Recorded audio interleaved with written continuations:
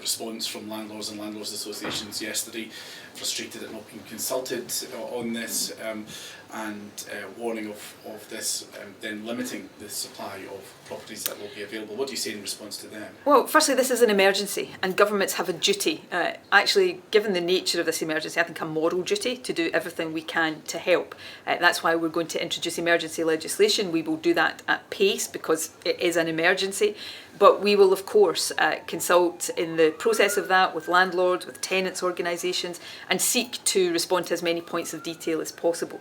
But this is about trying to make sure that as people are struggling to heat their homes, as they're struggling to feed their children, and we're not just talking a small minority now in this position, we're talking about a growing number of people, we're taking whatever action we can to protect the roof over people's heads and to bear down on one of the biggest costs that most people will have to face, in this case, their rent. Now, it's a temporary measure. There are bigger issues about the overall supply of housing, which, again, this government has got a good record at working on.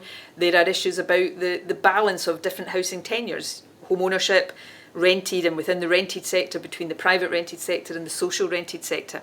That's why a housing bill later this year will start to deal with some of those issues for the longer term. But this is very much about an emergency measure to help people with one of the worst emergencies that most people can remember.